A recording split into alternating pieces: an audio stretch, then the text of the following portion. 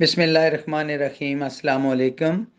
آج 13 فروری ہے اور ادبی شخصیت ایشیا کے نامور شاعر بزرگ فیض احمد خان، جو فیض احمد فیض کے نام سے مشہور ہوئے، ان کی ولادت کا دن ہے۔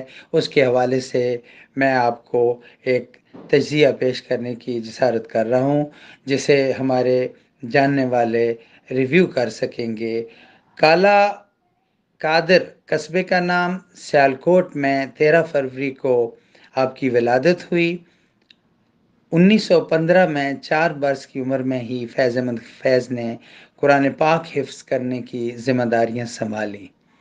1916 میں ساتھ ساتھ عربی اور فارسی کی باقاعدہ تعلیم بھی حاصل کی، لیکن اس سے آگے آپ دیکھیں گے کہ ہر 2 سال میں انہوں نے اپنی زندگی کے اہم سال تعلیمی سٹیپس باقاعدہ فرسٹ ڈویژن میں درجہ بدرجہ کامیابیوں کے ساتھ سمیٹے۔ 1921 میں لاہور کے مشن ہائی اسکول میں داخل ہوئے اور 1927 میں فرسٹ ڈویژن میں اپنے میٹرک کا امتحان پاس کیا۔ ٹھیک 2 سال بعد 1929 میں مرے کالج آف سیالکوٹ میں فرسٹ ڈویژن میں ہی انٹرمیڈیٹ کیا۔ 1929 میں مرے college of Sialkot first division intermediate. ٹھیک 2 سال بعد 1931 میں گورنمنٹ کالج لاہور سے BA آنر کی ڈگری حاصل کی اور 1933 میں گورنمنٹ کالج لاہور سے ہی انگلش میں MA پاس کیا۔ یہ مسلسل کامیابیاں ایک تسبیح کے دانوں کی طرح فیض احمد فیض کا مقدر بنتی چلی گئیں۔ 1934 میں اورینٹل کالج لاہور سے عربی کا امتحان فرسٹ ڈویژن میں انہوں نے پاس کیا اور اسی سن کے آخر تک اپنی تعلیمی کیریئر کو اختتام تک پہنچایا۔ 1935 میں باقاعدہ ملازمت کا سلسلہ شروع ہوا اور امرتسر کے MAO کالج میں بحیثیت لیکچرر فیض احمد فیض نے اپنی عملی زندگی کا آغاز کیا۔ میں اپنے اس آڈیو میسیج میں قطعاً کوشش کے باوجود فیض احمد فیض کی زندگی کو کور نہیں کر پا سکتا۔ فیض احمد فیض ایک انجمن ہے، ایک ادارہ ہے، اس لیے چیدہ پوائنٹس آپ کی نظر کرتا چلا جاؤں گا۔ 1946 میں دوران فوجی ملازمت MBE کا خطاب بھی ملا اور اسی طرح 1963 میں لینن انعام کا جو حقدار قرار پایا وہ فیض احمد فیض ہی تھے۔ اس طرح یہ ایشیا کے وہ واحد پہلے شاعر، ادیب اور مصنف تھے جن کو یہ انعام اعزاز دیا گیا۔ فیض احمد فیض بحیثیت ڈرامہ نگار بھی جانے جاتے ہیں اور 1938 سے 1939 کے درمیان ریڈیو کے لیے انہوں نے ڈرامے بھی لکھے اور ساتھ ساتھ فلمی گانے بھی لکھے۔ کہنے کو، بتانے کو یا سنانے کو، ان کے گانے یا ان کے فلمی کاوشوں کا ذکر بہت طوالت اختیار کر جائے گا، لیکن فلم جاگو ہوا سویرا 1959 میں نمائش کے لیے پیش ہوئی تو اس کو بین الاقوامی اعزاز بھی ملا۔ اسی طرح 1947 سے 1955 تک اخبارات اور رسائل میں مدیر اعلیٰ بھی رہے۔ انہوں نے اس وقت جن اخبارات کی ذمہ داریاں سنبھالیں ان میں روزنامہ پاکستان ٹائمز، روزنامہ امروز، ہفت روزہ لیل و نہار یہ پیش تھے۔ فیض احمد فیض کی زندگی مختلف ادوار سے گزری۔ انہوں نے مزدوروں کا ساتھ دیا، انہوں نے لیبر یونین کا ساتھ دیا، ٹریڈ یونینز کا حصہ رہے۔ بیروت میں افرو ایشیائی رائٹرز فیڈریشن کے جریدہ جس کا نام لوٹس تھا، کافی عرصہ تک اس کے مدیر اعلیٰ کی حیثیت سے بھی انہوں نے خدمات سر انجام دی۔ اگر ان کے 2 مشہور گانے دیکھے جائیں تو گلوں میں رنگ بھرے، باد نو بہار چلے، چلے بھی آؤ کہ گلشن کا کاروبار چلے، یا میرے دوست اور میرے اساتذہ کرام اکثر یہ گنگناتے ہیں، مجھ سے پہلی سی محبت میرے محبوب نہ مانگ۔ فیض احمد فیض کو دنیا مختلف رنگوں میں جانتی ہے، ان کی خدمات کا احاطہ بہت مشکل ہے۔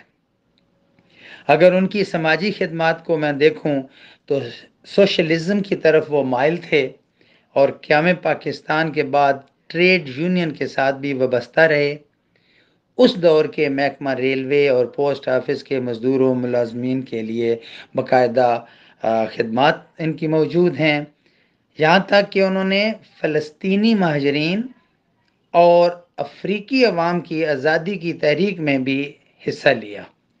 بعد میں آنے والے دور میں آپ نے دیکھا کہ قید و بند کی سہولتیں بھی حاصل کیں اور انہوں نے 4 سال ایک نام نہاد کیس میں جیل میں بھی گزارے۔ مطالعہ کا شوق ان کو ورثے میں ملا۔ زمانہ طالب علمی سے ہی ادب، سائنس، فلسفہ، نفسیات، سیاسیات، تاریخ، مذہب، یعنی میں آپ کو بتا نہیں سکتا کہ کسی بھی موضوع کو آپ دیکھیں تو فیض کی کاوشیں، کوششیں اس میں ملتی ہیں۔ انہوں نے اس کا عملی مطالعہ بھی کیا اور عملی خدمات بھی پیش کیں۔ زندگی کے ایک دوسرے حصے کو اگر میں پرکھوں تو سیر و سیاحت کی بات کریں تو انہوں نے ایشیا اور یورپ کے بہت سارے ممالک کے دورے بھی کیے۔ یعنی اگر آپ 1948 اور 49 کی بات کرتے ہیں تو سان فرانسسکو اور جنیوا میں بھی وہ رہے، اور جولائی 1962 سے جنوری 1964 تک انہوں نے مختلف ممالک کا دورہ کیا، انتھک سفر کیے، جن میں انگلستان، روس، الجیریا، لبنان، مصر، ہنگری، بلغاریہ اور دیگر ممالک شامل ہیں۔ اکثر لوگ سوچتے ہیں کہ فیض احمد فیض نے زندگی میں شاید آرام نہیں کیا۔ 1958 میں ایشیا اور افریقہ کے ادیبوں کی پہلی کانفرنس جو تاشکند میں ہوئی تھی، فیض احمد فیض باقاعدہ تحریک ترقی پسند، یعنی ترقی پسند تحریک کے لیڈر کی حیثیت سے انہوں نے شرکت کی۔ ان کی ان مصروفیات کی وجہ سے ان پہ کڑی نظر بھی رکھی گئی اور انہیں مختلف ادوار میں باقاعدہ سزا کے طور پہ مقدمات کا سامنا بھی کرنا پڑا۔ فیض احمد فیض کی تخلیقات کو ہم مختلف انداز میں بیان کر سکتے ہیں۔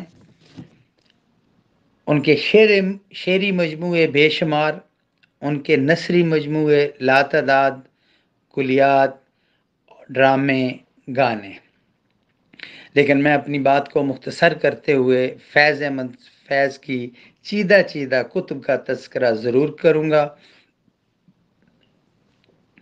انہوں نے 1941 میں اپنا پہلا مجموعہ کلام نقش فریادی لکھا اور 1953 میں دست صبا، ٹھیک 3 سال بعد زندان نامہ 1956 میں منظر عام پہ آیا اور 1965 میں دست تہ سنگ، 1978 میں شام میں شہر یاراں اور 1981 میں میرے دل میرے مسافر اور 1983 میں کلام فیض۔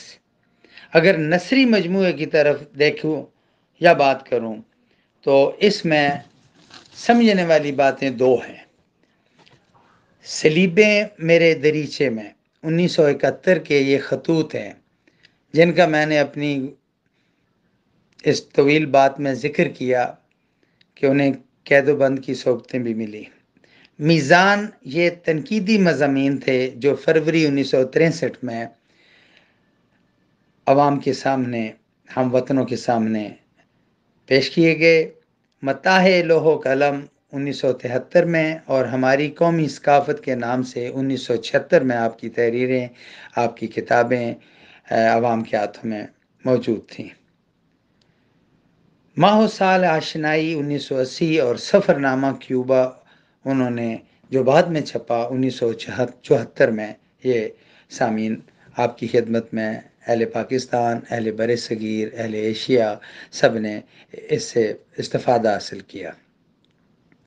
میرے آخری چند الفاظ، کلیات کی اگر بات کی جائے تو پاکستانی ایڈیشن نسخہ ہائے وفا اور برطانوی ایڈیشن سارے سخن ہمارے، یہ بھی فیض احمد فیض کے سنہری دور کے کارنامے یا سرمایہ جو آنے والی نسلیں آج تک مستفید ہو رہی ہیں اور ہوتی چلی جائیں گی۔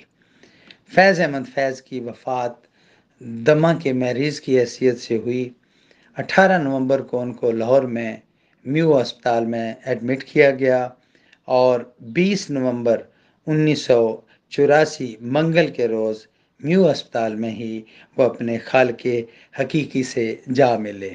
انا للہ و انا الیہ راجعون۔ یہ تھی فیض احمد فیض کی زندگی کے حالات جسے میں نے آپ کی خدمت میں پیش کیا۔